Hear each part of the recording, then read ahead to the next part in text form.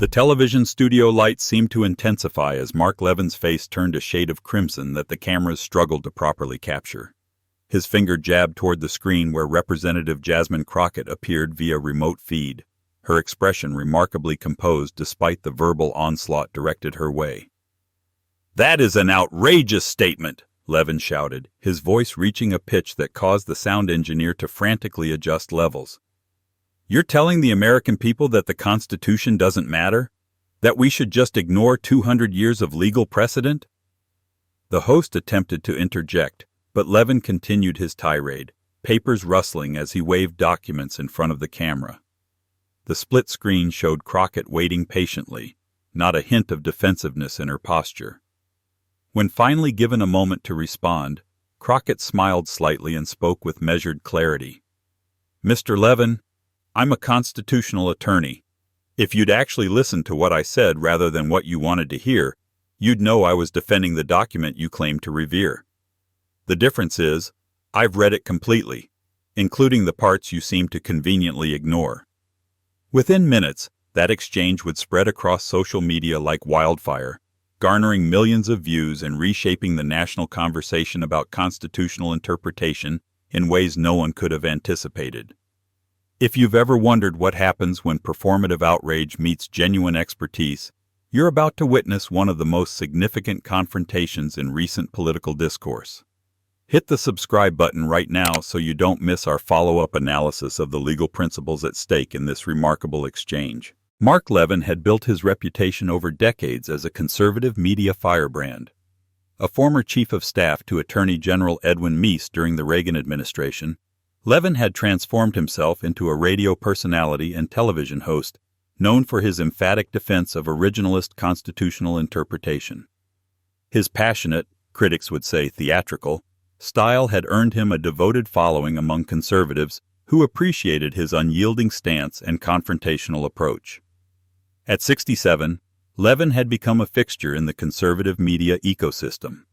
His program regularly featured segments criticizing progressive politicians, with particular focus on those he considered threats to traditional constitutional values. His debate style was characterized by interruptions, raised voice, and dismissive rhetoric toward those with whom he disagreed. "Levin doesn't just disagree with his opponents," noted media analyst Christopher Reynolds. "He approaches each exchange as a moral crusade where compromise itself is viewed as weakness." In contrast, Representative Jasmine Crockett had emerged as one of the most effective new voices in Congress. At 42, the second-term Democratic Congresswoman from Texas brought significant legal credentials to her role. Before entering politics, Crockett had built a respected career as a civil rights attorney with numerous constitutional cases to her credit. Her law degree from the University of Houston Law Center and years of courtroom experience had honed her ability to remain composed under pressure. Unlike many politicians who reached Congress through party connections or wealth, Crockett had worked her way up through public service, beginning as a public defender representing those who couldn't afford legal representation. This background gave her first-hand knowledge of how constitutional principles affected ordinary Americans' lives. "What makes Representative Crockett effective isn't just her knowledge," observed congressional historian Margaret Wilson. "It's her ability to translate complex legal concepts into clear language while maintaining precision. That's extraordinarily rare in political discourse." The confrontation between these two figures had been brewing for weeks. In a congressional hearing on voting rights legislation, Crockett had delivered a detailed analysis of how the proposed bill aligned with constitutional principles, including specific references to Supreme Court precedents and the 14th and 15th Amendments. Her presentation had gone viral on social media, attracting both praise for its clarity and criticism from conservative circles who disagreed with her interpretation. Levin had devoted several segments of his show to criticizing Crockett's position, though notably never with her present to respond. His producers had finally arranged for a direct exchange on his program, promoting it heavily as a debate on the true meaning of constitutional rights. Behind the scenes, however, Levin's team had provided Crockett with only vague information about the topics to be discussed, while Levin himself had prepared extensive notes and selected quotes from her previous statements taken out of context. The stage was set for what Levin clearly expected to be a one-sided confrontation with a relatively junior congresswoman who would wilt under his aggressive questioning. What he failed to account for was Crockett's extensive courtroom experience facing hostile opposing counsel and her profound command of constitutional law. As tensions rose between these two strong-willed individuals, viewers found themselves wondering, who truly understood the Constitution better, the passionate commentator or the practiced attorney? Let us know in the comments below who you think made the stronger case for their interpretation of our founding document, and why their perspective resonates with you. The interview began cordially enough, with Levin introducing Crockett as the congresswoman who's been making waves with her unique interpretation of our founding documents. The subtle emphasis on unique signaled his dismissive approach from the outset. Representative Crockett, welcome to the program, Levin began, shuffling papers on his desk. Let's start with your recent statement that, and I quote, the Constitution was designed to evolve with our nation's growth. Isn't that just code for ignoring the actual text when it doesn't suit your political agenda? The camera cut to Crockett, who nodded respectfully before responding. Thank you for having me, Mr. Levin. It's important we have these conversations. What I actually said was that the founders deliberately created amendment procedures because they understood society would change in ways they couldn't predict. That's not ignoring the text. It's honoring their foresight. Levin's brow furrowed as he cut in. But you've advocated positions that clearly contradict original intent. The founders would never have recognized the interpretations you're pushing. Which founders specifically, Mr. Levin? Crockett asked calmly. Madison's views differed from Hamilton's. Who disagreed with Jefferson? Which of their contradictory positions represents this singular original intent you reference? This question visibly flustered Levin, who hadn't expected such a specific challenge. He quickly pivoted to another line of attack, his voice rising. Let's talk about your statement on the Second Amendment, then. You claim that... Before we move on, Crockett interjected professionally, I'd appreciate if you would actually address my question. Constitutional originalism requires specificity about which founders' views we're using as reference points. They weren't monolithic in their thinking. The studio grew tense as Levin, unaccustomed to being redirected, shuffled through his notes with growing irritation. I'm conducting this interview, Congresswoman. The American people deserve answers about your radical views. They deserve accuracy, Crockett replied evenly. And my views are fully supported by constitutional text, history, and precedent. I'd be happy to provide citations for everything I discussed today. As the exchange continued, Levin grew increasingly agitated. He cited a statement Crockett had made about voting rights legislation, deliberately omitting the context that changed its meaning. When Crockett politely corrected him, providing the complete quote and explaining its legal foundation, Levin's patience visibly thinned. You're playing semantic games, he accused, his volume increasing. This is exactly what's wrong with progressive politicians, twisting words to fit your agenda. I'm quoting myself accurately and providing context, Crockett responded. That's not semantics. It's intellectual honesty.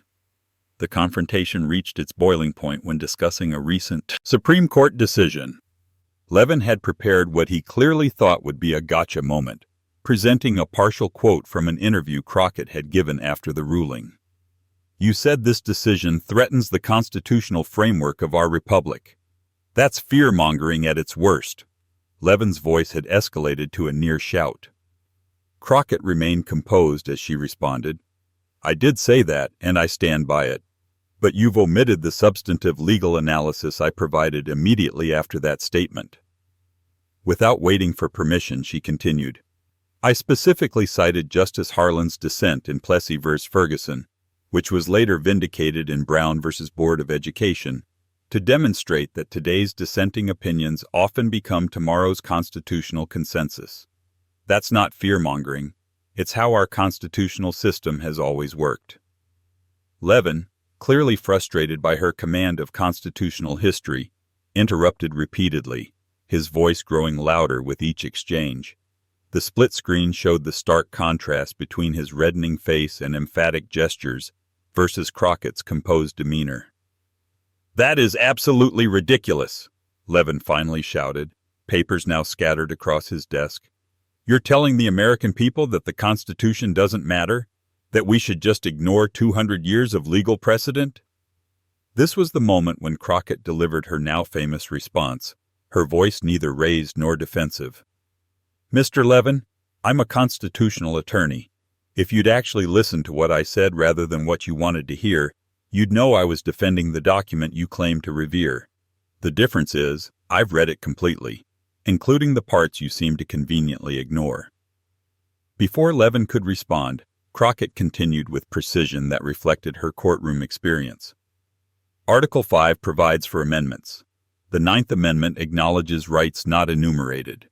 The 14th Amendment fundamentally transformed federal-state relations. These aren't my interpretations. They're literally in the text. She held up her own pocket constitution. "I carry this everywhere and have litigated cases based on its principles in federal court. My positions are firmly rooted in constitutional text, structure, history, and precedent. I'd welcome a substantive debate on those grounds rather than accusations and interruptions." The studio fell momentarily silent. For perhaps the first time in his broadcasting career, Mark Levin appeared genuinely speechless. The producer, sensing a remarkable television moment unfolding, wisely let the cameras continue rolling without cutting to a commercial break. The silence lasted only seconds but felt much longer to viewers. Levin, visibly struggling to recalibrate, shuffled his papers before attempting to regain control of the interview. "Let's move on to—" "Mr. Levin," Crockett interjected with respectful firmness, "I came to your program in good faith to have a substantive discussion about constitutional interpretation.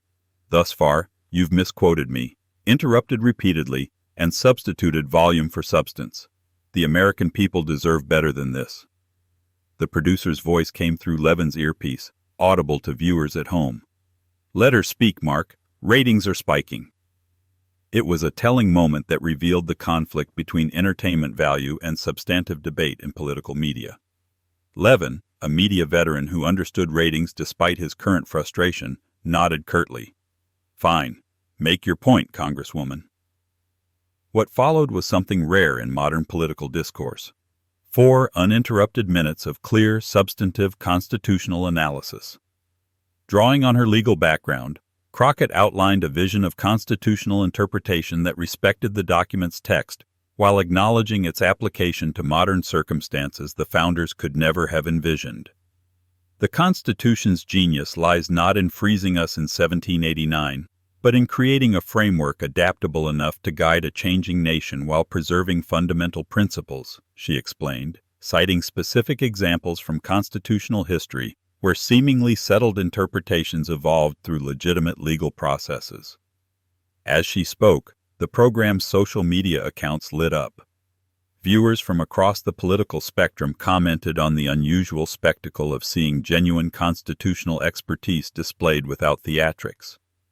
Legal scholars began sharing clips, noting the accuracy of her analysis regardless of whether they agreed with her conclusions. Levin, recognizing the shifting dynamics, attempted to reassert control as she concluded. "That's a convenient theory for justifying judicial activism," he argued, though with notably less bluster than before. "It's not a theory, Mr. Levin, it's constitutional history," Crockett responded, citing Supreme Court cases where interpretations had evolved.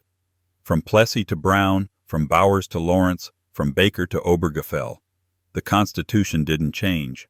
Our understanding of its promises did, through legitimate legal reasoning. That's not activism. It's the common law tradition our system is built upon.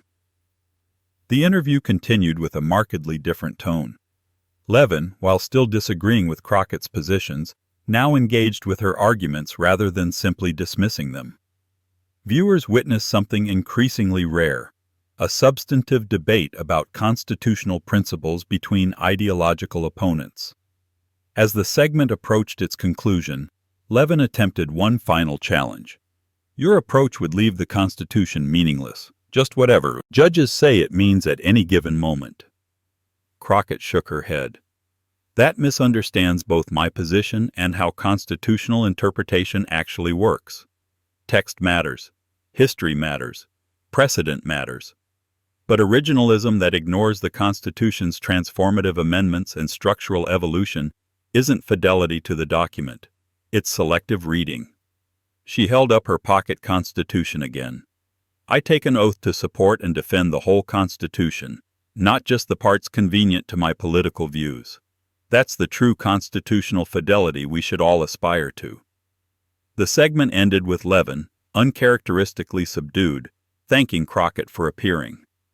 "We'll have to continue this discussion another time," he said, a tacit acknowledgement that the exchange hadn't gone as he'd planned. As the program cut to commercial, neither Levin nor Crockett yet realized that the exchange was already spreading across social media, with clips being shared by legal scholars, political commentators, and ordinary citizens impressed by the rare display of substantive constitutional debate. Within an hour, Crockett Constitution was trending nationwide. By the following morning, the full segment would be viewed more times than any in the program's history. The aftermath of the Levin-Crockett exchange was both immediate and far-reaching. Within hours, clips of the interview had been viewed millions of times across multiple platforms.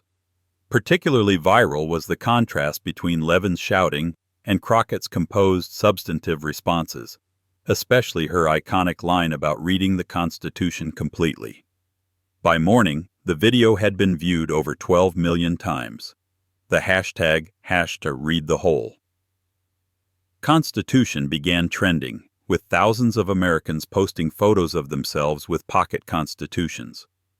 One clip, showing the moment Levin fell silent after Crockett's measured response about constitutional interpretation, became the most shared political video of the month.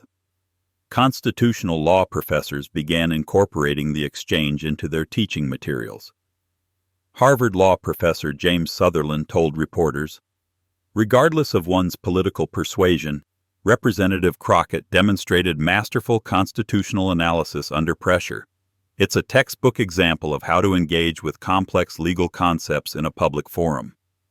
At Yale Law School, Professor Eleanor Richardson organized a panel discussion featuring experts from across the ideological spectrum to analyze the constitutional arguments presented.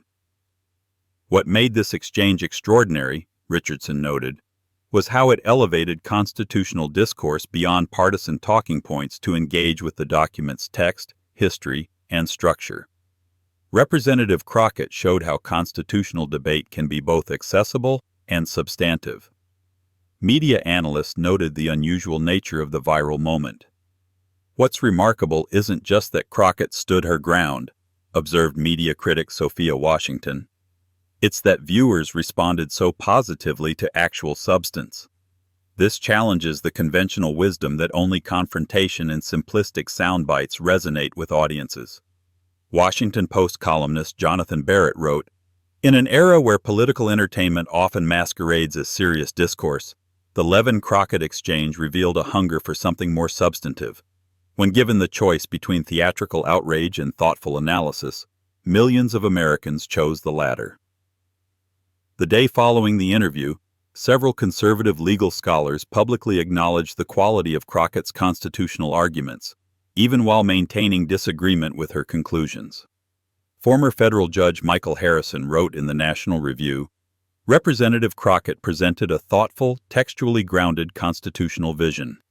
While I ultimately find it too expansive, serious conservatives should engage with her arguments rather than dismiss them." Even Supreme Court Justice Neil Gorsuch, speaking at a judicial conference, made an oblique reference to the exchange.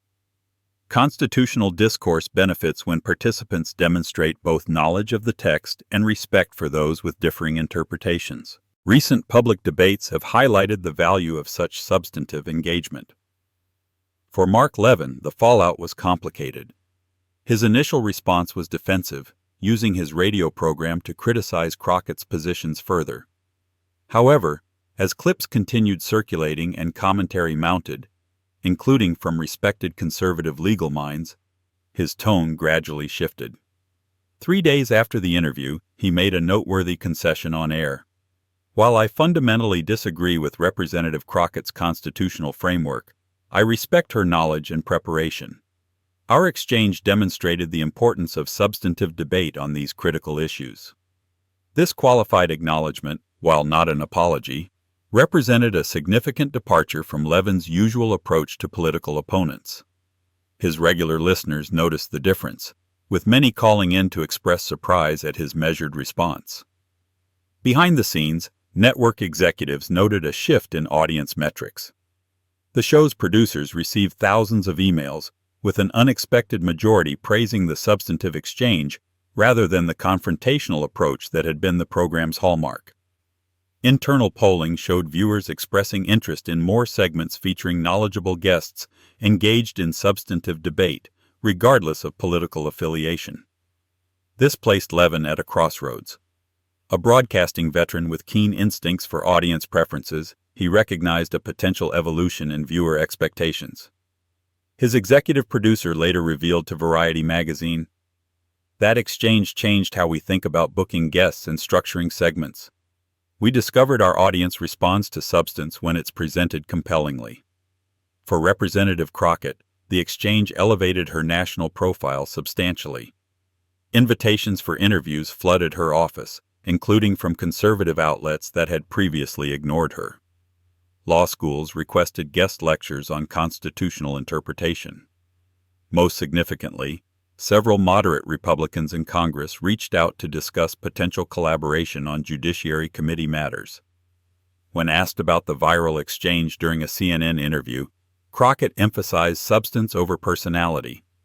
"What matters isn't who won a television moment, but whether we're having honest conversations about constitutional principles. The Constitution doesn't belong to liberals or conservatives, it belongs to the American people." This response further enhanced her reputation for bringing substantive legal analysis to political discourse. Her office reported receiving messages from citizens across the political spectrum, many expressing appreciation for her focus on constitutional substance rather than partisan talking points. The Congressional Black Caucus organized a special session where Crockett briefed colleagues on effective communication strategies for constitutional issues. Representative Crockett has demonstrated how to stand firm on principle while elevating the discourse, noted the caucus chair. This approach strengthens our advocacy for equal rights under the Constitution. A coalition of civil rights organizations created a legal education fund in Crockett's name, dedicated to training the next generation of constitutional advocates. The announcement emphasized her commitment to making complex legal concepts accessible to everyday Americans. Perhaps most significantly, the exchange sparked broader public interest in constitutional issues. Library associations reported increased requests for constitutional resources. Downloads of the Constitution app spiked 400% in the week following the interview. Civics teachers incorporated the exchange into classroom discussions about different approaches to constitutional interpretation. The National Constitution Center in Philadelphia created a special exhibit titled Constitutional Conversations, featuring the exchange alongside historical debates about constitutional interpretation from the nation's founding to the present day. The center's president noted, "This contemporary example has proven remarkably effective at engaging visitors with fundamental questions about how we understand our founding document." Constitutional law professor Diane Rodriguez observed, "For decades we've lamented declining civic knowledge. Suddenly Americans are discussing Article 5 and the Ninth Amendment because of a viral video. That's extraordinary." 1 month after the interview, the Annenberg Public Policy Center conducted polling that showed a measurable increase in basic constitutional knowledge among Americans who had viewed the exchange. This suggests that substantive content can indeed break through entertainment-focused media when presented compellingly, noted the center's director. The impact extended to legal education as well. Law school applications citing constitutional law as an area of interest increased by 12% over the previous year. Several deans attributed this rise directly to the exchange, which had made constitutional interpretation appear both relevant and intellectually engaging to prospective students. Political consultants took note as well. A leaked memo from a major political consulting firm advised clients, The Crockett approach, substantive knowledge combined with calm delivery, resonates particularly strongly with independent voters and those with higher education levels. This suggests an appetite for more sophisticated policy discussions than conventional wisdom assumes. As for the relationship between Levin and Crockett, an unexpected development came 6 weeks later when Crockett accepted an invitation to return to Levin's program for an extended discussion on constitutional interpretation. The resulting conversation, while still featuring significant disagreement, was notably more substantive than their first encounter, with both participants demonstrating greater willingness to engage with the other's arguments. The follow-up interview drew the program's highest ratings in 3 years, further challenging assumptions about audience preferences. Network executives began exploring a recurring segment called Constitutional Conversations, featuring experts from different ideological perspectives discussing foundational legal questions. Media critic James Fallows wrote of this follow-up, "What we witnessed wasn't just two people debating constitutional theory. It was a demonstration that our public discourse doesn't have to be reduced to shouting and soundbites. There remains an audience for substance even, perhaps especially, on our most fundamental national questions." In Congress, the impact manifested in unexpected ways. During a contentious Judiciary Committee hearing 3 months later, a Republican congressman visibly moderated his questioning approach when Crockett began responding, allowing her to complete her legal analysis without interruption. Observers noted this marked departure from the committee's typically confrontational style. Several congressional staffers reported a subtle shift in how constitutional arguments were prepared, with greater attention to textual support and historical context rather than purely ideological framing. A senior aide to a conservative committee member told Politico, "There's more emphasis now on having your constitutional arguments fully formed. Nobody wants to be the next person who gets calmly dismantled on national television."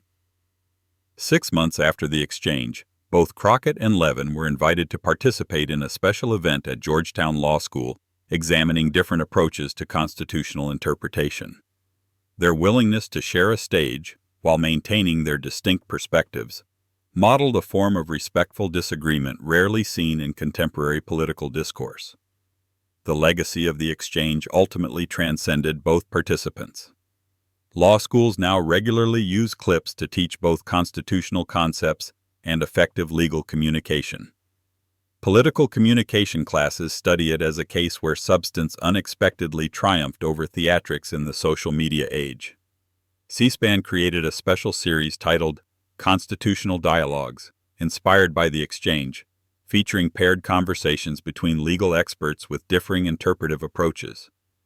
The program's producer explained, "We realize there's a substantial audience for thoughtful constitutional discourse that respects the intelligence of viewers. Most importantly, it created a template for how substantive constitutional discourse could still capture public attention in an era often dominated by conflict-driven political entertainment." As one commentator observed, "For a brief moment, millions of Americans stopped to listen to an actual debate about what our Constitution means. In our fragmented media landscape, that itself is remarkable and hopeful."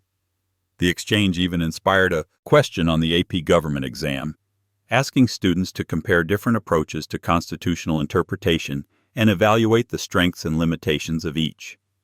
Teachers reported this question generated some of the most thoughtful responses they had seen in years. Perhaps the most lasting impact came in how ordinary Americans engaged with constitutional questions. Constitutional reading groups formed in communities across the country.